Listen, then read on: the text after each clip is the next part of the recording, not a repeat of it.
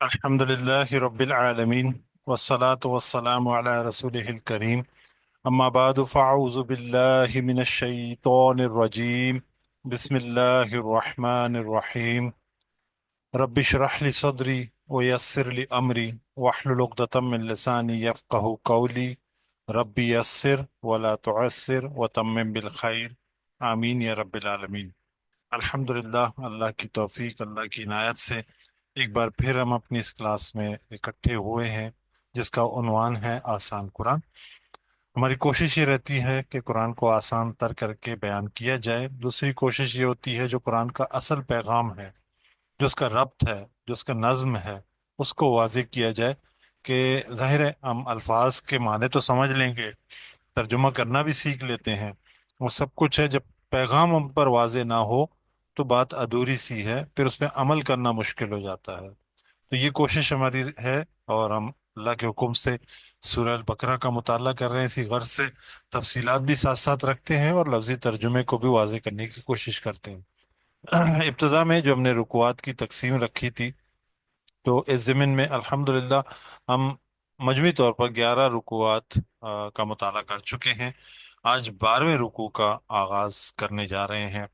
तो आज आयतें कुछ कम हैं इब्तदा में, तो मैंने सोचा कि चलें जो पिछला हमने अब तक पढ़ा है इसको मुख्तसर एक खुलासा आप लोगों के सामने रखूं, ताकि याद ताज़ा हो जाए कि अब तक हमने क्या पढ़ा है। तो उसकी तरतीब रुकुआत से एक तकसीम रखी है, वो इंशाल्लाह मैं आप लोगों के सामने रखता हूँ। इंशाल्लाह इससे बहुत कुछ क्लियर हो जाएगा। सारी चीज़ें हम पढ़ चुके हैं, उसका खुलासा जब आएगा तो सारी चीज़ों में याद ताज़ा होती चली जाएगी और हम नए जो मौजू हमारा अब चल रहा है उससे कनेक्ट हो जाएंगे। और इंशाल्लाह अगले दो रुकुआत के बाद जो तफसीली खुलासा है वो भी इंशाल्लाह मैं शेयर कर दूंगा। हम अब तक जो पढ़ चुके हैं सूरह अल बकरा में, हमें मालूम है कि इब्तदा में जो रुकुआत थे, तीन किस्म के ग्रोहों का जिक्र आया था। कुरान की जो दावत पेश की गई थी तो बताया गया था तीन किस्म के लोग हैं। वो तीन किस्म के लोग कौन से हैं? पहले रुकू में हमने पढ़ा कुरान, एक तो ये बताया कि हिदायत है और मुत्तकीन की सिफात बताई थी। ये पहली किस्म के लोग थे जो कि इब्तदाई रुकू यानी कि 1 से 7 आयत में, 5 आयतों में ये बयान हुआ है। कुरान मुत्तकीन के लिए हिदायत है, ये बिल्कुल वाजे अल्लाह ताला ने इसको बिल्कुल क्लियर करके रख दिया। फिर मुत्तकीन की निशानियां बता दी। बस बुनियादी चीजें क्या थी? ईमान, नमाज, इन्फाक और आखिरत पर यकीन। हालांकि देखें ये ईमान का हिस्सा है लेकिन इसको अलग से आखिरत पर यकीन करके बयान किया गया। फिर अगले दो आयतों में इसी रुकू के हिस्सा है काफिरों के दिलों पर मोहर, यानी कि काफिर वो जो किसी सूरत मान कर नहीं दे रहे, उनके लिए उनके दिलों पर मोहर, यानी कि अब ये ईमान नहीं ला सकते, तो उनके लिए सख्त अजाब की वईद सुनाई गई। अगले रुकू में जो कि तीसरा ग्रोह है मुनाफिकीन, उनकी पहचान और उनका अंजाम बताया गया है। मुनाफिकीन ईमान का दावा तो करते हैं लेकिन हकीकत में ईमान नहीं रखते, ये हमने तफसीली पढ़ा था। जमीन में फसाद करते हैं मगर खुद को इस्लाह करने वाले कहते हैं। इनकी दो मिसालें बयान की कि जब रोशनी होती है तो चल पड़ते हैं, जब रोशनी ना हो तो रुक जाते हैं। यानी कि दीन में आसानियां होती हैं तो साथ होते हैं, जैसी मुश्किलात आती हैं तो रुक जाते हैं। फिर बारिश की एक मिसाल दी कि दायरे जो दीन प्रेजेंट किया जा रहा है, जो कुरान बता बता रहा है, उसमें आसानियां ही नहीं है, मुश्किलात भी आती हैं, मामलात ऐसे सख्त भी आते हैं, तो उसमें ये एक तरफ होके रह जाते हैं। फिर उसके बाद रुकू नंबर 3 में हमने जो अल्लाह ताला ने अपनी बंदगी और तख्लीक कायनात के हवाले से वजाहत की, जो पेश की, जो कि हम समझ लें तमहीदी तौर पर बताया गया। कुल्ली तौर पर जो मक्की दौर में जो कुरान नाजिल हुआ उसमें अल्लाह ताला ने क्या बयान किया, उसका एक खुलासा इस रुकू में बयान किया गया। इसमें अल्लाह ने इंसान को पैदा किया, यानी कि इंसान अल्लाह की एक मखलूकात में से एक मखलूक है, और इसी तरह ज़मीन और आसमान बनाए और इसी इंसान के लिए रिस्क अता किया। यानी कि ये सारी जो तरतीब बनाई गई, ये सब कुछ कायनात की जो तख्लीक हुई उस इंसान के लिए। अब आप देखें बादल पानी का जो निज़ाम है, आप समंदर जो खारा पानी हम बराह रास्त पी नहीं सकते, अल्लाह ताला वहां से उस पानी को उठाता है और किस तरह मीठा करता है, ये इस इंसान के लिए कहता हूँ मैं। इसी तरह एक निवाला जो हमारे मुंह तक पहुंचता है, एक प्रोसेस से गुजरता है, ये सारी तख्लीकात उस इंसान के लिए अल्लाह ताला ने की है और आसानी फराम की है। तो उसका जिक्र یہاں پر مختصر آیا ہے، تفصیلی پورے قرآن میں اس کا بیان ملے گا انشاءاللہ۔ پھر قرآن کی صداقت کا ایک چیلنج آیا تھا، جو اس کے مخالف تھے ان کو ایک چیلنج دیا گیا تھا، اس جیسی ایک صورت تو بنا کے لے کر آؤ۔ پھر جنت اور دوزخ کا ذکر آیا کہ ایمان والے جو ہیں وہ جنت میں جائیں گے، نعمتیں ہوں گی ان کو، ایسے جو اس کے انکار کرنے والے ہوں گے ان کے لیے عذاب ہوگا۔ پھر اگلا رکوع چوتھا رکوع تھا، اس میں آدم علیہ السلام کا تذکرہ آتا ہے، اور اس کو خلافت کے معاملات جو فرشتوں کے سامنے اللہ تعالیٰ کا جو ایک مکالمہ ہے وہ اللہ تعالیٰ نے اس رکوع میں بیان کیا ہے۔ آدم علیہ السلام کو زمین پر خلیفہ بنایا، فرشتوں کو سجدے کا حکم دیا، ابلیس نے تکبر کیا اور راندہ درگاہ ہو گیا، یعنی کہ آ، اللہ تعالیٰ کا مقرب ایک جن تھا جو فرشتوں کی صف میں آ کے کھڑا ہوتا، اپنے تکبر کی وجہ سے باہر ہو گیا۔ دوسری جانب آدم علیہ السلام کو بھی ایک ٹیسٹ سے گزارا تھا، آدم علیہ السلام اور ہوا ہماری اماں سلام علیہا، ان کو بھی ایک درخت کا پھل نہ کھایا جائے اس کا حکم دیا تھا، انہوں نے ابلیس نے ورگلایا ان کو اور پھسل گئے۔ پھر توبہ کی، جو اللہ نے کلمات دیے ان کی توبہ قبول ہوئی، یہ ذکر ہم نے اس رکوع میں پڑھا تھا۔ پھر پانچویں رکوع میں بنی اسرائیل کا معاملہ یہاں سے شروع ہوتا ہے، جو چار شیٹ ہے یہاں سے شروع ہوتا ہے، گو کہ کہہ لیں کہ اس رکوع میں ایک محبت کے ساتھ ایک نصیحت کی گئی اور تاکید کی گئی، اس رکوع میں ان کو بتایا گیا۔ اس کے بعد سختی کا معاملہ آتا ہے، بنی اسرائیل کو اللہ کی نعمتیں یاد کرائی گئی۔ پھر وعدہ کیا تھا انہوں نے اللہ کے ساتھ کہ احکامات پر عمل کریں گے، مگر وعدہ پورا نہیں کیا۔ پھر دوسروں کو نیکی کی نصیحت کرتے ہیں مگر خود عمل نہ کرتے، یہ ایک ان کا رویہ یاد دلایا ان کو۔ پھر اب اگلے رکوعات سے عذاب اور سختی کے معاملات ان کے ساتھ ہونے لگے، ان کا تذکرہ ملتا ہے چھٹے رکوع میں، بنی اسرائیل پر انعامات اور ان کی نافرمانیاں۔ اللہ نے بنی اسرائیل کو فرعون سے نجات دی، جو سب سے بڑی نجات تھی ان کی، اور ان کو ایک کتاب یعنی کہ شریعت تورات عطا کی موسیٰ علیہ السلام کے ذریعے۔ پھر انہوں نے کیا کیا، اسی دوران نبی موجود ہے، بچڑے کو معبود بنا لیا، بار بار ناشکری کی، من و سلوہ کو حقیر جانا جو کہ بغیر کسی محنت کے ان کو دستیاب تھا، اللہ کے احکامات کو بدلا، حکم عدولی کی، اسی لیے عذاب میں مبتلا ہوئے۔ اس کے بعد اگلے رکوع میں یہی سلسلہ جاری تھا، ساتواں رکوع بنی اسرائیل کی نافرمانی اور ناشکری کا بیان۔ اللہ نے 12 چشمے جاری کیے ان کے لیے، کیونکہ 12 قبائل تھے، مگر بنی اسرائیل پھر بھی ناشکری کرتے رہے۔ من و سلوہ جو کہ ان کو ایک نعمت دی گئی تھی اس کو چھوڑ کر عام کھانوں کی خواہش انہوں نے کی، ذلت میں مبتلا ہوئے۔ آٹھویں رکوع میں ہم نے پڑھا کہ بنی اسرائیل کی نافرمانیاں اور گائے کا واقعہ، جو گائے کے ذبح کا واقعہ اس میں آتا ہے، جو ان کی تفصیل بتائی گئی گائے کیسی ہو، اور ایمان اور نیک اعمال والے ہی نجات پائیں گے، اس میں بتایا گیا، نہ کہ کوئی قوم، کوئی خاص قوم۔ یہ خاص ایک آیت تھی جس کے ضمن میں تفصیلاً سوال و جواب بھی آئے تھے، ان الذین آمنوا وہادوا والنصارى والصابئین، جو تفصیل سے اس کے آیا کہ در حقیقت اللہ کے پیش نظر کوئی خاص قوم یا گروہ جو ہے کامیاب نہیں ہوگا، کامیاب وہی ہوگا جو ایمان اور نیک اعمال والے ہوں گے، اعمال صالح کرنے والے ہوں گے اور آخرت پہ یقین رکھیں گے، وہی نجات پائیں گے۔ پھر اس کے بعد بنی اسرائیل کو جو گائے کا حکم دیا ذبح کرنے کا، اس میں کافی انہوں نے ٹال مٹول کیے اور آخر سزا کے بھی مستحق بنے۔ پھر اس کے بعد نویں رکوع میں جو گائے ذبح کی گئی اس کے حوالے سے بیان آئے گا، بنی اسرائیل کی سرکشی کا بیان آئے گا، اور نجات کے لیے جو راستہ ہے اس کا بیان آئے گا، کہ جو قتل ایک کیا گیا تھا اس واقعے میں گائے کو ذبح جو کیا گیا اس کا حکم دیا گیا۔ پھر بنی اسرائیل نے ضد پکڑ لی، ان کے دل سخت ہو گئے، یہاں تک بتایا کہ پتھر سے بھی زیادہ سخت ہو گئے، اور اس کی مثالیں دی گئیں، تین قسم کے پتھروں سے حق کو بدلنے لگے، مغفرت کی جھوٹی امیدیں رکھتے تھے، تو وہ سمجھتے تھے کہ ہم ہی بخشے جانے والے ہیں۔ پھر 10واں رکوع جو ہم نے پڑھا تھا، اس میں ذکر جو آیا تھا بنی اسرائیل کے عہد کی خلاف ورزی اور دنیاوی مفاد ان کے پیش نظر تھے۔ اس میں اللہ تعالیٰ سے عہد کیا گیا، وہ عہد کیا تھا، معاشرتی اعتبار سے والدین، یتیموں، مسکینوں سے اچھا سلوک، وہ نہیں کیا انہوں نے۔ پھر اپنوں کا قتل، اپنوں کے ساتھ معاملات کیے وہ بھی غلط، انہیں گھروں سے نکالا، پھر ان کو دین کہہ کر فدیے کے طور پر ان کو چھڑوایا بھی، مطلب دنیاوی فائدے کے لیے دین کے معاملات کو اپنی طرف سے بدل ڈالے۔ پہ جو 11واں رکوع آخری رکوع ہم نے جو پچھلے ہفتے مکمل کیا، اس میں بنی اسرائیل کی نافرمانیاں اور کہہ لیں کہ دنیا سے محبت اور آپ صلی اللہ علیہ وسلم اور قرآن سے جو ضد کے معاملات تھے وہ زیر بحث آئے۔ بنی اسرائیل نے انبیاء کو جھٹلایا، نہ صرف جھٹلایا بلکہ قتل بھی کیا، ضد اور حسد میں آ گئے۔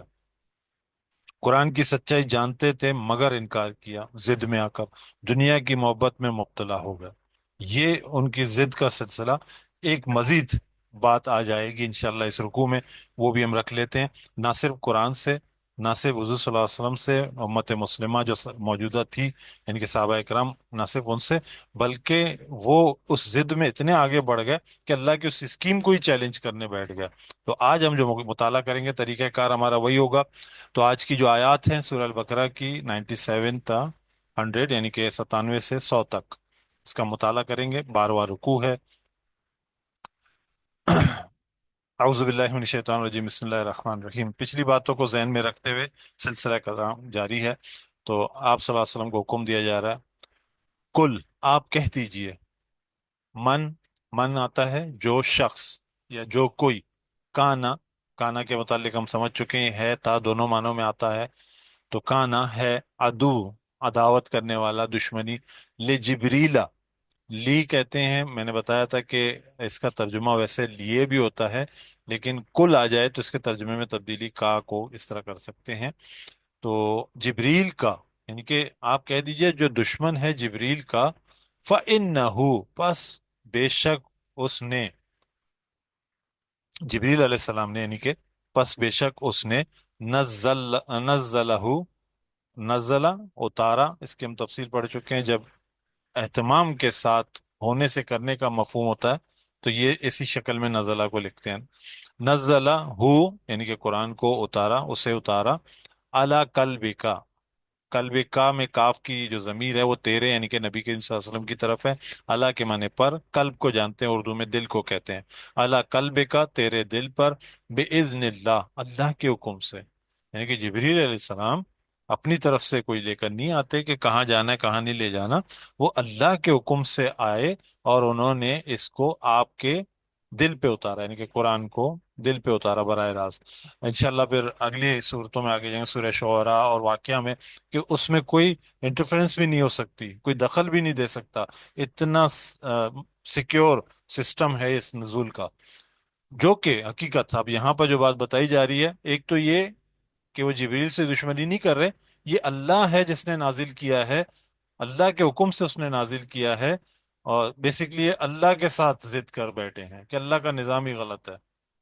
پھر جو کتاب ان کے پاس ہے، یعنی کہ جو شریعت ان کے پاس ہے، جن کے اندر اس کی پیشگوئی ہے، اس کا ذکر آ رہا ہے، مصدقن، تصدیق کرنے والا ہے، مصداق ہے، لیما، اس کی جو، بینا یدیہی، بینا یدیہی، یہ ایک محاورہ ہے، اس کو ہم سمجھ لیتے ہیں۔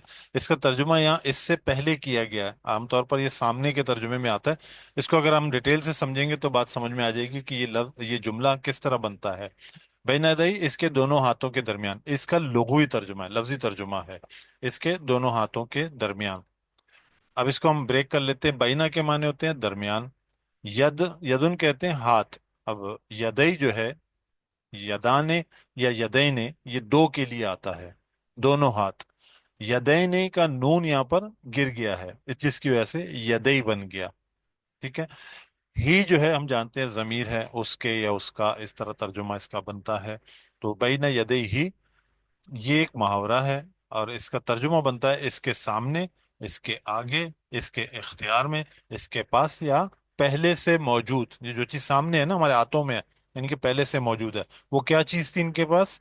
وہ کتاب جس میں پیشگوئی موجود تھی کہ یہ نبی آئے گا، یہ کتاب جو اللہ کی طرف سے آخری کلام جو ہے نازل ہوگا، اور ساری چیزیں ان کو بیان کر دی گئی تھی۔ وہ سب کچھ ہونے کے باوجود، تو در حقیقت یہ دشمنی جبریل کی نہیں ہے، یہ دشمنی اللہ کے ساتھ بھی ہے، اور ساتھ ساتھ اپنے اس کتاب کی بھی نافرمانی ہے جو اس میں واضح بیان کر دیا گیا، اور اس کے بارے میں بتایا کہ یہ جو کتاب ہے یعنی کہ قرآن، وہ ہدن، اور ہدایت ہے، وہ بشرا، اور خوشخبری ہے، للمؤمنین، ان کا دعویٰ یہی تھا نا کہ یہ ہم مومن ہیں۔ تو حقیقت میں یہ قرآن کی دعوت کوئی نئی بات نہیں ہے، اصل میں یہ وہی بات ہے جو ان کو بھی ہدایت دی گئی اور بشارت دی گئی، کس چیز کی؟ کہ یہ ایمان والے ہیں ان کے لیے بشارت ہے۔ اس کو بریک کر لیتے ہیں. وا کے معنی اور، ہدن معنی ہدایت، وا معنی اور، بشرا انشاءاللہ اس لفظ کو بھی کبھی کھولیں گے. بشر بھی اسی سے ہے، بشارت بھی اسی سے ہے، اور بہت سارے الفاظ اور نکلتے ہیں. تو بشرا خوشخبری ہے، للمؤمنین لامز لی کے لیے. یانون جو ہے جمع کی علامت ہے، سب سے ترجمہ کیا گیا. میں اکثر بتاتا ہوں کہ میم اس طرح پیش کے ساتھ آ جائے، بہرحال وہ ٹیکنیکل ٹرمز کو ہٹاتے ہوئے کرنے والا یا والا اس طرح ہم ترجمہ کرتے ہیں. والوں جمع میں ہے چونکہ، ایمان یعنی کہ سب ایمان والوں کے لیے. پھر اللہ تعالیٰ اس بات کو مزید کھولتے ہیں اور بتاتے ہیں من کانا، جو ہے، من مانے شخص کے لیے، کانا ہے، عدو للہ. اب یہ نہیں کہا جا رہا پہلے کہ جبریل کا دشمن ہے، بلکہ اللہ نے اس دشمنی کو اپنی طرف منسوب کر لیا کہ در حقیقت وہ اللہ کے ساتھ دشمنی ہے. عدو دشمن، للہ اللہ کا، وا اور ملائکتی اور اس کے فرشتوں کا، وہ رسول ہی اس کے اور اس کے رسولوں کا. رسول رسول کی جمع ہے، ہی اس کے. اور مزید وضاحت کر دی، وہ جبریلا اور جبرائیل علیہ السلام، وہ میکالا اور میکائیل علیہ السلام کا. فَإِنَّ اللَّهَ، فا کے معنی پس، انا انا معنی بے شک، اللہ اللہ، عدوون دشمن ہے، للکافرین کافروں کا. اب یہاں پر ایک چھوٹا سا میں وہ بتا دوں کہ اس کے پیچھے پس منظر میں بات کیا ہے. اصل میں بنی اسرائیل کو یہ ضد جبریل علیہ السلام سے یہ تھی، کیونکہ جب بھی کوئی پیغام عذاب یا دیگر معاملات آتے تھے تو یہ پیغام جبریل امین علیہ السلام لے کر آتے تھے. جبکہ دوسری جانب میکائیل علیہ السلام، جن کو بتایا گیا کہ بارش، ہواؤں کا اور اس طرح کے خوشخبریوں کا معاملہ لے کر آتے، وہ یہ کہتے تھے کہ جبریل جو ہے ہمارا تو ازل سے ہی دشمن ہے، البتہ میکائیل جو ہے وہ ہمارے لیے خوشخبری کا باعث بنتا ہے. تو یہ ایک ضد انہوں نے بنا لی. اللہ تعالیٰ نے واضح کیا، خواہ وہ جبریل ہو میکائیل ہو، یہ اللہ کے فرشتے ہیں، کسی سے بھی دشمنی اللہ سے دشمنی کے مترادف ہے. تو یہ تفصیل یہاں بتائی گئی. اس کے بعد اگلی آیت میں وَلَقَدْ، یہاں تاکید کے ساتھ ایک بات کی گئی، وا اور سلسلہ کلام جاری، لقد البتہ، تحقیق، یہ ترجمہ ہم عام طور پہ کرتے ہیں اس کا زور پیدا کرنے کے لیے، ڈبل زور ہے، یقیناً تحقیق شدہ بات ہے. انزلنا نازل کیا ہم نے، نازل کی ہم نے، الیکا آپ کی طرف، آیات بینات واضح آیات. آیات نشانی کو کہتے ہیں، قرآن کی آیات بھی نشانیاں ہیں. بینات جمع کے لیے آتا ہے، بین واضح، بینات اصل میں آتن آ رہا ہے، یہ مونس کی علامت ہے، کیونکہ آیات لفظ جو ہے مونس ہے. آیات بینات واضح آیات. وما اور نہیں، یکفرو انکار کرتے، بہا ان کا، الا الفاسقون، اللہ کے معنی سوائے مگر، الفاسقون نافرمان لوگ. مطلب یہ اتنی واضح آیات ہیں، اس کا انکار تو ممکن ہی نہیں ہے. لیکن جو اس کا انکار کرتے ہیں در حقیقت وہ فاسق ہی ہوتے ہیں. یہ فاسق بہت لفظ آتا ہے، اس کو آج تھوڑا سا مزید دیکھ لیتے ہیں کھول کر، کہ الفاسقون کا جو یہ لفظ ہے، فا سین قاف اس کا مادہ ہے. فسق کہتے ہیں دائرہ حق سے باہر نکل جانا، یہ آسان ترجمہ ہے اس کا، دائرہ حق سے باہر نکل جانا. اچھا، عرب میں یہ جب محاورتاً یہ جو لفظ استعمال ہوتا تھا تو فسقت رتبت ان قشرہا، اصل میں کھجور ان کے یہاں خاص طور پہ ایک پھل ہوتا تھا، کسی بھی پھل کا جو چھلکا ہوتا ہے اس کا ظاہر کھول ہوتا ہے، اس سے وہ چیز باہر نکل جائے پکنے سے پہلے تو پوری طرح وہ نہیں پکتا، مطلب وہ پھٹ کے باہر آ جائے، اس کو کہتے ہیں مطلب اس لفظ کو مطلب استعمال کرتے تھے فسق، اس لفظ کے لیے استعمال کرتے تھے کہ اپنے چلکے سے باہر آ گیا، پک نہ سکا. تو جاہلیت میں، دور جاہلیت میں یہ لفظ اسی طرح استعمال ہوتا تھا، مگر قرآن نے اسے انسانوں کے لیے بھی کیا. یعنی کہ قرآن ایسا نظام فراہم کرتا ہے جو فرد کی صلاحیتوں کو پروان چڑھاتا ہے. یعنی کہ جو قرآن کے احکامات ہیں در حقیقت فرد کی اصلاح کے لیے ہے، اس کی تربیت کے لیے ہے. مگر جو اس سے باہر نکل جائے، یعنی کہ اس کی احکامات سے باہر نکل جائے، اس کو اللہ تعالیٰ نے فاسق کہا. یعنی کہ وہ نظام کو توڑ کر باہر نکلتا ہے تو صحیح نشوما نہیں پاتا، یعنی کہ اس کی صلاحیتوں کو صحیح استعمال نہیں کر پاتا، تو ایسے لفظ کو فاسق، یعنی کہ ایسے شخص کو یا گروہ کو فاسق کہا جاتا ہے. پھر اللہ تعالیٰ فرماتے ہیں او کلما، اور अच्छा सॉरी, अवा कुल्लमा, आ के माने क्या होते हैं, वाह के माने और, इसका तर्जुमा रिवर्स होता है, वाह पहले पढ़ते हैं, आ बाद में हम, लेकिन अरबी की रूह से इसी तरह लिखते हैं। तो क्या और कुल्लमा, अच्छा कुल्लमा जब तर्जुमा है, लेकिन जब कभी, अहदहू यानी कि अहद, उसने अहद किया, अहदन कोई पुख्ता अहद यानी कि कोई अहद, नबजहू, नबजा तोड़ने के मानों में आया कि अहद को तोड़ना, उसे फेंक दिया, देखें तर्जुमा किया गया। तो इस लफ्ज को भी थोड़ा सा समझ लेते हैं कि कौन सा है। अक्सर सवाल आता है ना कि यहाँ पर ये लफ्ज इस्तेमाल हुआ, वहां पर ये लफ्ज इस्तेमाल हुआ। कज़ा भी कहते हैं तोड़ने को, तो नबज भी लफ्ज तोड़ने के लिए, तोड़ने के मानों में आया। तो इनमें फर्क क्या है, तो इसकी थोड़ी सी तफसील कर लेते हैं। नबजहू असल में हु जमीर है, उसे नून बा जाल इसका मादा है।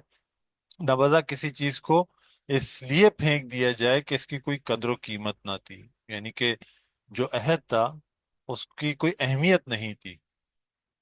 तो ये बताया गया कि कद्र कीमत ना हो तो उसके लिए नवाजा का लफ्ज इस्तेमाल होता है।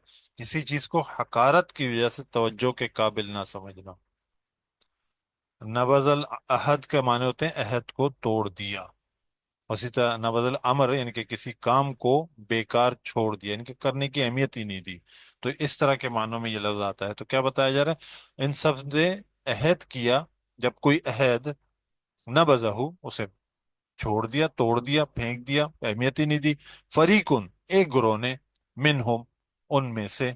अब बनी इसराइल का तस्करा आ रहा है कि इनमें से एक ग्रोह ऐसा था जो कि अहद करता था अल्लाह से, और उस अहद की अहमियत ही नहीं थी, तो इसका बल अक्सरुहुम ला युमिनून। अल्लाह ताला कह रहे हैं कि अक्सर इनमें से बल्कि ऐसे ही थे जो ईमान ही नहीं रखते थे, वो ईमान नहीं लाते थे, नहीं मानते थे। तो ये इनका एक रवैया, उसका सिलसिला जारी है। तो इंशाल्लाह अगली आयत में मजीद वजाहत आएगी। यहाँ तक हमारा लफ्ज ब लफ्ज तर्जुमा अल्हम्दुलिल्लाह मुकम्मल हुआ। अब इन आयत का जो है रवां तर्जुमा हम पढ़ लेते हैं। अल्लाह ताला फरमा रहे हैं, कुरान की रोशनी, कुरान की दुश्मनी में अब ये जिब्राइल के भी दुश्मन हो गए। यानी कि जो कुरान और नबी सल्लल्लाहु अलैहि वसल्लम का इनकार था, इस हद तक चले गए, जिब्राइल जो अल्लाह के हुक्म से पैगाम लेकर आता है उसके भी दुश्मन हो गए। तो उस बयान में अल्लाह ताला फरमाए, इनसे कह दो जो लोग जिब्रील के दुश्मन हैं वो दर हकीकत अल्लाह के दुश्मन है, इसलिए कि उसने तो ए पैगंबर इसे अल्लाह के इज़्न से ही तुम्हारे कल्ब पर नाजिल किया है, उन पेशगोइयों की तस्दीक में जो इससे पहले मौजूद हैं, और उन लोगों के लिए हिदायत और बशारत के तौर पर जो ईमान वाले हैं। उन्हें मालूम होना चाहिए कि जो अल्लाह और इसके फरिश्तों और इसके रसूलों और जिबरील और मिकाइल के दुश्मन हैं, तो अल्लाह भी ऐसे काफिरों का दुश्मन है।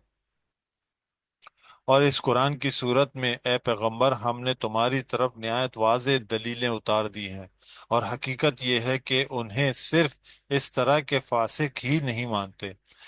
क्या यही होता रहेगा कि ये जब कोई अहद बांधेंगे, इनमें से एक गिरोह उसे उठाकर फेंक देगा, बल्कि हक ये है कि इनमें से अक्सर तो ईमान ही नहीं रखते। अल्हम्दुलिल्लाह, यहाँ हमारा सबक मुकम्मल हुआ, और 12वां रुकू जारी है, इंशाल्लाह इसको मुकम्मल करेंगे। इस दुआ के साथ अल्लाह इसको जारी रखे, आसानियाँ अता करे और इसकी समझ अता करे, ताकि अमल आसान हो। सुब्हानक अल्लाहुम्मा व बिहम्दिका नशहदु अल्ला इलाहा इल्ला अंता नस्तगफिरुका व नतूबु इलैक। जज़ाकुमुल्लाह खैरा।